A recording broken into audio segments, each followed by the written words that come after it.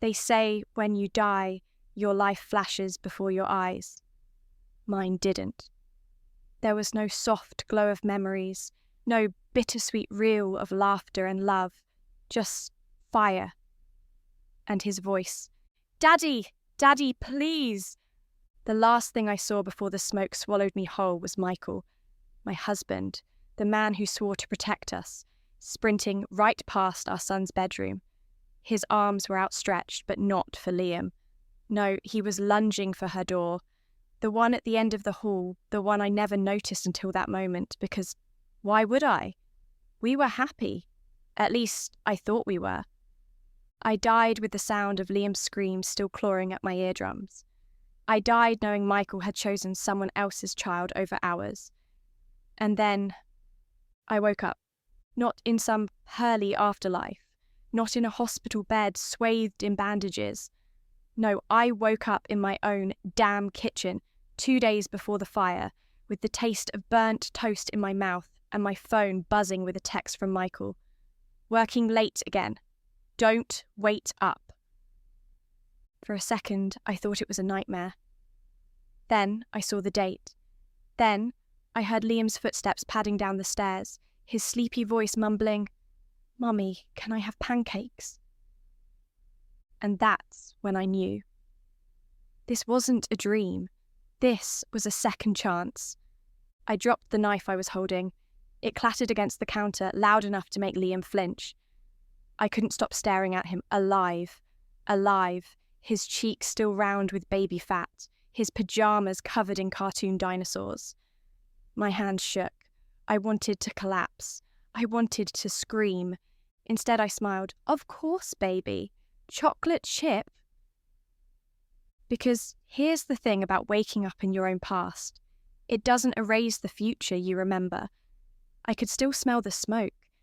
I could still feel the way my skin cracked and blistered as the flames licked closer. And most of all, I could still see Michael's face when he stumbled out of that house, Eleanor's daughter cradled in his arms like some goddamn hero. He never even looked back for Liam. So, yeah, I made the damn pancakes. I kissed Liam's forehead, and while he ate, I scrolled through Michael's call history on our shared phone plan. 3 numbers repeated. One was his office, one was his brother, and one, a contact saved as PT meeting, because apparently my husband thought I was stupid enough to believe he had physical therapy at 10 p.m. on a Tuesday. I recognised the area code. It was the same one Elena lived in. The toaster popped, Liam giggled. And right then, with syrup sticky on my fingers and revenge simmering in my chest, I made a decision. This time, I wouldn't beg. I wouldn't cry. This time, I'd let Michael dig his own grave. And I'd make sure he had the perfect view when I pushed him in. The first lie I caught him in was about the coffee. Michael always took his black. No sugar, no cream, just bitter and scalding, the way he preferred most things in life. But that morning, as I watched him shrug on his coat by the door, I noticed the faintest smear of caramel-coloured liquid at the bottom of his travel mug. "You made me coffee?" he asked, surprised when I handed it to him. His smile didn't reach his eyes. "Of course," I said, sweet as poison honey. "Extra sweet today, just how you like it." His fingers tightened around the mug. A flicker of confusion, then guilt so quick I almost missed it. But I didn't, because now I was watching. The old Jennifer would have brushed it off. The old Jennifer believed him when he said business dinners ran late, when he claimed the perfume on his collar was from a co-worker's hug. But the old Jennifer burned to ash in that fire. This version of me. She noticed things, like how Michael's phone never left his pocket anymore. How he'd started showering the second he got home, as if water could scrub away the scent of her. How he'd pause sometimes, mid-sentence, like he was mentally rewinding to make sure he hadn't slipped up. The worst part wasn't the lies. It was how easy they were for him. I tested him. Small things at first. "Did you transfer the money for Liam's tuition?" I asked over dinner, even though I'd already handled it. "Of course," he said without looking up from his steak. Liar. I let my foot brush against his under the table. He flinched. The man who used to sneak his hands under my shirt while I washed dishes now recoiled from a casual touch. Pathetic. But the real masterpiece, the way he still thought he was in control. "You're quiet today," he murmured that night, his breath warm against my neck as he feigned sleepiness. An act? A performance? "Just tired," I lied back, staring at the ceiling. In the dark, I counted every betrayal. The way he'd kissed Liam's forehead but didn't stay to read him a story. The way he'd checked his phone 3 times during bath time. The way he'd sighed when I asked him to take out the trash, like the mundane chore of living with us was some unbearable burden. Each one a paper cut, each one proof. By the time his breathing evened out beside me, I'd made a list. Not of questions, of consequences. Dawn was bleeding through the curtains when I finally moved from our bed. Michael's sleeping form looked almost innocent in the pale light, the way his lashes fluttered, the soft part of his lips. I used to love watching him sleep. Now I just counted the ways I could destroy him. The hotel confirmation still glowed on his laptop screen. The Grand Marquis, room 412. Tonight, under the name Smith. How original. My fingers hovered over the keyboard. The old me would have wept, would have confronted him, would have demanded explanations like some lovesick fool begging for scraps of truth. But fire changes you. I didn't wake him, didn't smash the laptop, didn't even delete the reservation. Instead, I made a copy of the confirmation. Then I checked Liam's backpack for school, making sure his permission slip was signed, his lunch money tucked in the front pocket. The mundane details of motherhood now sharpened to a razor's edge. In the shower, I let the water scald my skin as I planned. 72 hours until the fire. Every minute needed to count. Michael emerged yawning as I was pouring coffee. "You're up early," he said, pressing a kiss to my temple. His lips felt like a brand. "Big day," I said, handing him his mug. Black this time. No sweetness, no pretense. I watched his throat work as he swallowed. Noticed the way his wedding band caught the light. Still there. Still a lie. "You okay?" he asked, his brow furrowing in that way that used to make my heart flutter. Now it just made my fingers twitch toward the knife block. "Perfect," I lied smoothly. "Just thinking about that wiring issue in Liam's room you promised to fix." His expression didn't change. Not exactly, but something shifted behind his eyes, a shadow passing over still water. "This weekend," he promised. We both knew he was lying. The school bus honked outside. I kissed Liam goodbye, lingering a second too long, breathing in the strawberry shampoo and crayon smell of him. Alive, warm, mine. As the door closed behind him, I turned to find Michael watching me. There was something new in his gaze, a flicker of unease, like he sensed the ground shifting beneath him but couldn't see the fault lines. Good. Let him wonder. I grabbed my keys from the hook. "Have a good day at work, honey." The endearment tasted like ash. The garage door hadn't even finished closing before I was dialing a number I'd memorized in another lifetime. The electrician who'd accidentally messed up our wiring. His voice was gruff when he answered. "About that job next week," I said, watching Michael's car disappear down the street. "I'd like to make some changes to the plans." Because here's the thing about Rebirth. It doesn't just give you a second chance. It gives you the advantage of foresight. And I intended to use every damn second of it. Her house smelled like lavender and hypocrisy. I sat in my car across from 214 Maple Drive, watching through the bay window as Eleanor moved about her kitchen. She was smaller than I'd imagined. Petite in that delicate way men find so appealing. Her dark hair swept up in a messy bun that probably took 30 minutes to look that casually perfect. The electrician's invoice had given me her address. A little digging revealed the rest. Eleanor Marie Vasquez, 32, divorced, worked in pediatric nursing. The kind of woman people described as sweet and selfless. The kind of woman who fucked married men while their son slept down the hall. My phone buzzed with a text from Michael. Stuck at office, don't wait up for dinner. I watched Eleanor check her own phone, the way her mouth curved when she read the screen. The same smile I'd seen 1,000 times. Directed at me, at Liam, at our wedding photos. Now I knew what it really meant. Her daughter came bouncing into the kitchen then, a tiny thing with Michael's exact nose. My stomach clenched. How long had this been going on? Long enough for playdates and family dinners while I sat home believing his overtime lies? I followed them to the park, watched from a distance as Eleanor pushed the girl on swings, her laughter carrying across the grass. She looked like the picture of maternal devotion, until her phone rang.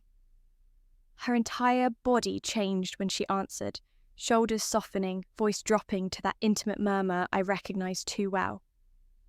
Michael's mistress. The knowledge settled in my bones like shrapnel. I could have confronted her then, could have marched across that playground and slapped the smug affection right off her face. But that would have been too easy, too quick. Instead, I took photos of her house, her car, her daughter's school pickup routine. Every detail mattered now. When they left the park, I tailed them to an upscale grocery store. Eleanor browsed the organic produce while her daughter begged for cookies. I watched her fill her cart with Michael's favourite wine, the expensive steak he claimed his boss always ordered at dinners. The pieces clicked together with terrible clarity. This wasn't some cheap motel affair. This was a second life, a second family. While I'd been clipping coupons and packing school lunches, he'd been playing house with her. My hand shook around the steering wheel as I drove past their old love letters in my mind. Michael's late nights, his sudden business trips, the way he'd started criticising my cooking last year. Eleanor makes this amazing coq au vin. He'd actually said that to me, bragged about her cooking in my own kitchen. The audacity took my breath away. As I pulled away from the curb, my phone lit up with a calendar notification. Liam's parent-teacher conference, 3 p.m. Michael had promised to be there. I knew exactly where he'd really be. The blueprint spread across our dining table told a story of calculated destruction. I traced the electrical lines with my fingernail, following the path the fire would take, had taken in that other life. The master bedroom first, then the hallway, then Liam's room with its single window that always stuck in summer. A perfect death trap disguised as bad luck. My hands didn't shake as I photographed each page. They should have. Any normal mothers would have. But normal mothers don't know how their children scream when burning alive. The contractor's invoice fluttered to the floor. J. Callaway Electrical, service request, circuit overhaul, $4,200, paid in cash, approved by Michael. Dated 3 days before our deaths. I'd found it buried in his golf bag, tucked between scorecards from games he'd never actually played. The same hiding spot he'd used for anniversary gifts back when he still bothered to pretend. The doorbell rang. Mrs. Whitmore. The electrician at my doorstep had grease under his nails and the tired eyes of someone who'd seen too much and asked too little. Your husband said you needed urgent work. I smiled the way Elena might have. Come in, Mr. Callaway. Let me show you exactly what needs to be rewired. He followed me to the breaker box, his tool belt clinking with every step. I watched his face carefully as I pointed out the problem areas, the same ones marked on his own damned blueprint. His throat worked when he saw Liam's room, highlighted in yellow. Funny, I murmured, leaning close enough to smell his sweat. These look like intentional weak points. His Adam's apple bobbed. Ma'am, I just follow the work orders. Of course you do. I pressed a check into his palm. $5,000, more than he'd made from Michael. I'd like you to follow mine now. The silence stretched as he read my handwritten instructions. His head snapped up. "This is a better deal than prison offers." I held up my phone, his incriminating invoice glowing on screen. "Unless you'd prefer explaining to arson investigators why you took cash to rig a child's bedroom." His tools clattered to the floor. By sunset, the house hummed with new wiring. My wiring. The kind that wouldn't fail when needed. The kind that could be redirected. I tested the smoke alarms as Calloway packed up, watching through the nursery monitor as Liam built Lego towers in his room. Safe. For now. One last thing. I blocked the electrician's path to the door, pressing a second check into his shaking hand. When my husband calls to confirm his original plans, Calloway's nod came too fast. I'll tell him everything's set. Good man. I closed the door behind him, the deadbolt clicking like a gun cocking. Outside, twilight painted the neighborhood in violent oranges and reds, the colors of fire, of warning. I texted Michael. Electrician came early. All fixed. 3 dots appeared, disappeared. Finally, great. Home by 8. Liar. I knew exactly where he'd be at 8 p.m. Knew exactly when the fire would start. And now, thanks to Mr. Calloway's reluctant cooperation, I knew exactly how to make sure it burned who it was supposed to. Elena's morning coffee tasted wrong today. I watched from my car as she spat the first sip into her sink, her pretty face twisting in confusion. She checked the expiration date on the creamer, unaware that the bitterness came from the 3 drops of ipecac I'd slipped into her milk carton when she'd left it unattended at the grocery store. Small punishments, easily dismissed. Her phone buzzed with my first anonymous text. "Does he tell you you're beautiful before or after he lies to his wife?" I saw the colour drain from her face through her kitchen window. Michael's office received the next volley. A lavish bouquet of lilies, his mistress's favourite, delivered with a card. "Thanks for last night. Can't wait to do it again." His secretary's raised eyebrow would be the first of many. At home, I rearranged Michael's closet with surgical precision, moving his ties half an inch to the left, rotating his shoe rack 90 degrees. Tiny disturbances to make him question his sanity. By dinner, he'd checked the security cameras twice. "Did you go through my things?" he asked, swirling his wine like he could read the truth in the tannins. I blinked, all wide-eyed innocence. "Why? Is something missing?" His jaw worked, the lie stuck in his throat. I served him overcooked steak, exactly how Elena prepared it, and watched him force down every bite without complaint. The realization dawning in his eyes tasted better than revenge. She told me. She knows. That night, while he pretended to sleep, I whispered into the darkness, "Do you ever think about how easily houses burn down?" His breathing hitched. Just once. The next morning, Eleanor's daughter found a scorched photograph in her backpack.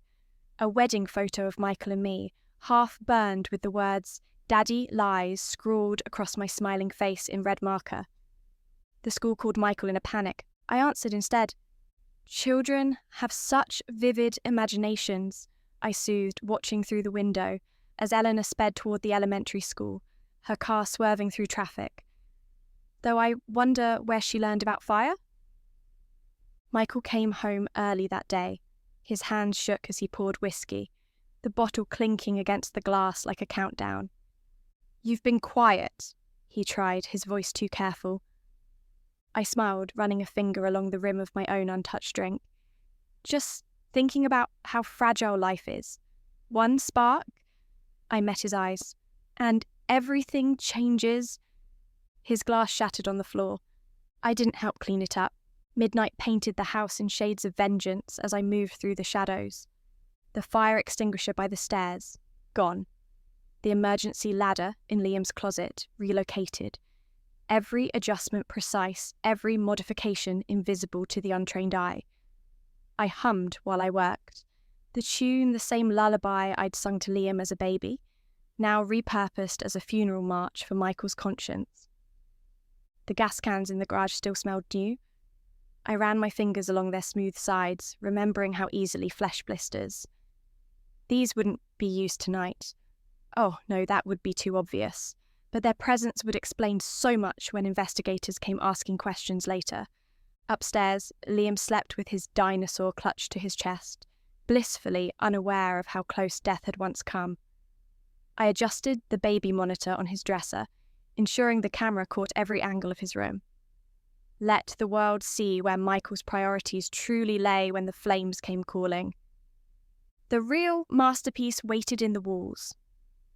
Calloway's rewiring job had been artfully sabotaged, just enough to fail spectacularly, but only where I wanted. The fault line ran straight to the master bedroom, with a convenient detour past Michael's home office. His precious golf trophies would make excellent kindling. I paused at our wedding photo on the hallway wall. The glass reflected my face back at me, a stranger with fire in her eyes. My thumbnail dug into Michael's smiling face, leaving a jagged scratch across his two perfect teeth. The basement lockbox opened with a satisfying click. Passports, cash, the keys to a storage unit Michael didn't know existed. I added Liam's favourite stuffed animal and his allergy medication to the duffel bag already packed there. Sentimentality had no place in what came next, but preparedness did. My phone buzzed with Eleanor's latest desperate text to Michael. "We need to talk. The school called about..." I deleted the notification unread. The digital clock on the microwave flipped to 2:37 a.m. In exactly 18 hours, the dinner casserole would be in the oven. Michael would be working late at Eleanor's, and the first tendrils of smoke would curl from our bedroom vents. I climbed into our empty bed, smoothing the cold sheets where my husband should have been. The pillow still held the faint scent of his cologne. That expensive bergamot and sandalwood blend Eleanor probably bought him. My alarm was set for 6 a.m, just enough time to make pancakes before school, to kiss Liam's sleepy forehead, to play the perfect mother one last time. As sleep pulled me under, I imagined the sound of fire alarms screaming through the house. This time, I'd be the one controlling the narrative. This time, the flames would lick at the right doors. Smoke curled from the bedroom vents at precisely 8:17 p.m. I timed it perfectly, between Liam's bedtime story and Michael's usual just leaving the office lie. The first tendrils crept along the ceiling like grey fingers, testing, probing. The new smoke detectors remained silent. My design. Down the hall, Liam slept peacefully, his nightlight casting dinosaur shadows on walls that wouldn't burn tonight. I dosed his warm milk with just enough children's Benadryl to keep him sleeping through the chaos. His little chest rose and fell, blissfully unaware he was the prize in this deadly game. The fire spread faster than I'd anticipated. Flames licked up our bedroom curtains, hungrily devouring the fabric. Heat pulsed through the house in waves, warping the family photos in their frames. I stood in the hallway between two doors, Liam's room to my left, the master bedroom to my right, and waited. Tyres screeched outside. Michael came crashing through the front door, his shirt buttoned wrong, his hair still damp from Eleanor's shower. His eyes locked onto mine, wide with panic. "Where's Liam?" "Safe," I said calmly, stepping aside so he could see our son's untouched door. Relief flooded his face, right before the ceiling in our bedroom collapsed with a roar. Flames surged into the hallway. That's when the screaming started from upstairs. Eleanor's voice. Michael's head snapped toward the sound. I saw the exact moment he realized. She must have followed him, must have been waiting in the car, must have come inside when she saw the smoke. His body tense, poised to run. Not toward Liam, never toward Liam. "Choose," I said softly. The word hung between us as the fire crackled. 1 heartbeat, 2. Then he was moving, sprinting past me, past our son's room, toward the stairs where Eleanor screamed his name, just like last time. My fingers closed around the remote in my pocket. The emergency deadbolts engaged with a satisfying thunk throughout the house.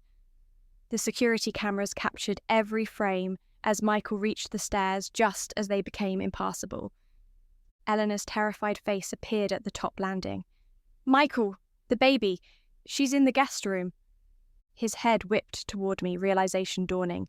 "Jennifer, please." I met his gaze without blinking. "You made your choice." The fire roared between us, a living thing now, feeding on secrets and betrayal. I turned my back on my husband's screams and walked calmly to Liam's room. The last thing I heard before closing his door was Elena sobbing Michael's name, the same way I'd once screamed for our son. The house could burn. The truth would survive. The firefighters' axes shattered the front door just as I reached Liam's window.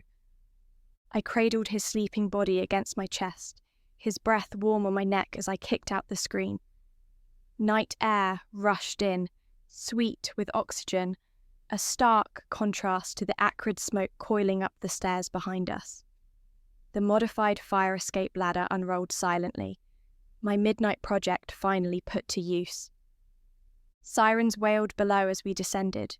Flames licked through our bedroom window above, casting flickering shadows that made Liam's eyelashes flutter. He murmured something unintelligible, still swimming in medicated dreams, unaware that his father was currently clawing at a locked attic door 3 floors above. My bare feet hit the dew-wet grass. Chaos erupted around us, neighbours spilling onto lawns, news vans arriving too quickly to be coincidental, a paramedic rushing toward us with a foil blanket. I clutched Liam tighter, letting my hands tremble just enough to sell the performance. "Where's your husband?" the firefighter shouted over the roar. I turned my face toward the inferno that had been our home, letting the flames reflect in my eyes. He ran back inside when he realized Elena was still up there. The ripple of shock through the crowd was almost palpable. As they scrambled to assemble rescue teams, I slipped into the back of an ambulance with Liam, watching through the open doors as the second floor collapsed in a shower of sparks. The cameras would have caught everything. The locked doors, the diverted flames. Michael's choice. Let them call me a survivor. Let them call him a hero. The truth would burn brighter than any fire. By dawn, the world knew Michael for what he was. The security footage went viral before the embers stopped glowing. Grainy black and white images of him sprinting past Liam's door, of Elena's desperate hands clawing at the attic window, of the exact moment the locks engaged. News anchors replayed it on loop with horrified fascination, their pitying voices dissecting our tragedy between car commercials and weather reports. I sat in the sterile hotel suite the Red Cross had provided, watching myself become a hashtag. #Poor Jennifer trended beneath videos of Michael emerging from the smoke. Eleanor's daughter clutched to his soot-streaked chest. The caption read, "Hero Dad Saves Child," until someone circled the timestamp showing he'd left Liam behind for a full 3 minutes first. The internet did the rest. Elena's Instagram became a digital crime scene overnight. Every vacation photo, every blessed post scrutinized for clues. Someone matched the wallpaper in her brunch selfies to Michael's blurred background on a business Zoom call. A dental hygienist in Ohio recognized his wristwatch in her #date night post from Valentine's Day, when he'd told me he was at a sales conference in Denver. My phone buzzed non-stop with interview requests. I ignored them all, focusing instead on the single notification that mattered, the email from the fire investigator with the subject line, "Intentional wiring alterations." Across the room, Liam coloured quietly, his crayons moving across the page in happy, oblivious strokes.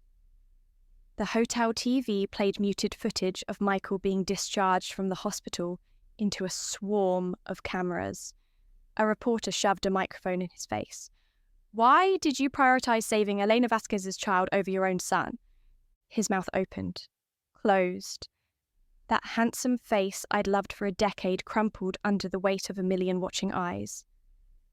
I muted the TV and opened my laptop to the draft I'd prepared, a GoFundMe for Survivors of spousal betrayal, linking to the electrician's sworn affidavit about Michael's original wiring request. The donation counter climbed faster than the fire had spread.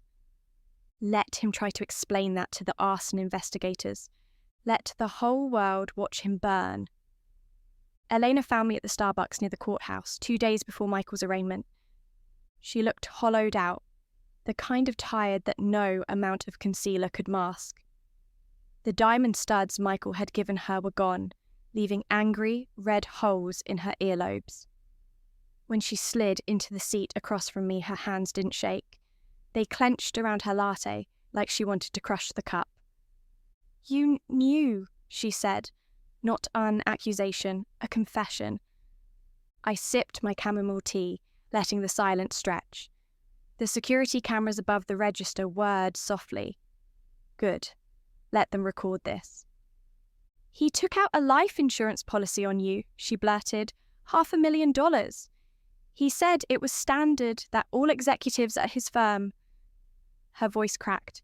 I believed him. Of course she had. Michael had a gift for making women feel special right up until he destroyed them.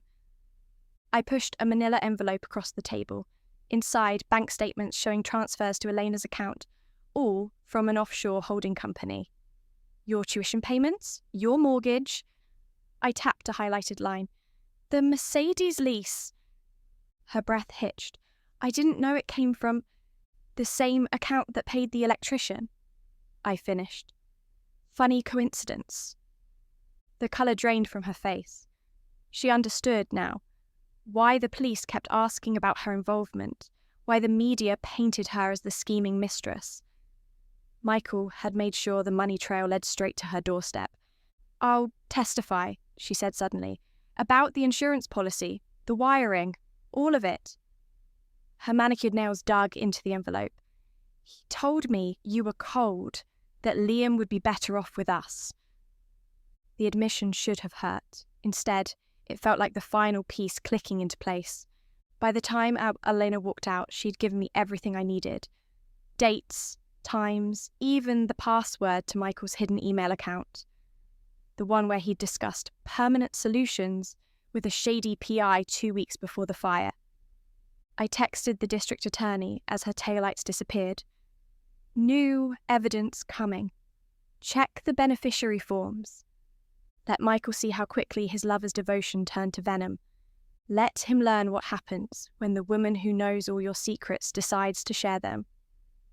The prison visitation room smelled like bleach and bad decisions. Michael sat across from me, his orange jumpsuit hanging loose where arrogance used to fill it out. 3 weeks in county jail had erased his tan, leaving behind the pallor of a man who'd finally run out of lies. His lawyer hovered nearby, clutching a plea deal that would give him 20 years if he confessed to attempted murder. He still thought he could win. You look tired, I said, pushing a photo of Liam across the table. Our son grinned back at us from his first day at a new school, the Swiss Alps visible through the classroom window. Michael's fingers twitched toward the image. Where is he? Somewhere you'll never find us. I leaned closer, lowering my voice to a whisper only he could hear. Just like you'll never find the original security footage. His lawyer stiffened. What's she talking about, Michael? I answered for him. The unedited version shows him testing the bedroom door locks before the fire started. Funny thing is, I tapped my nails against the table. That part somehow got cut from the news broadcasts. Michael's pupils dilated. He understood now. The real trap hadn't been the fire. It was letting him think he could still control the narrative.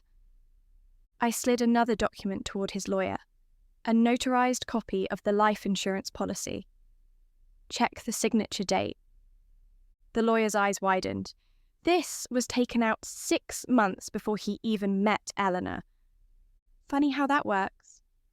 I stood, straightening my blazer.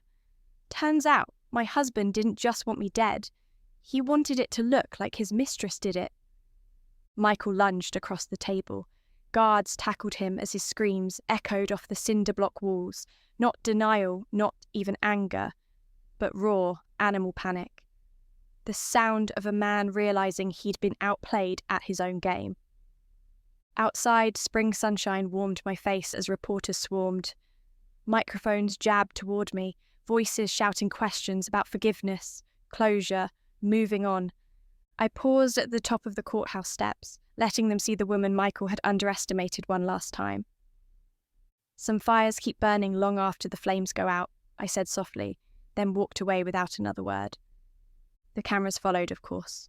Let them. I had a plane to catch.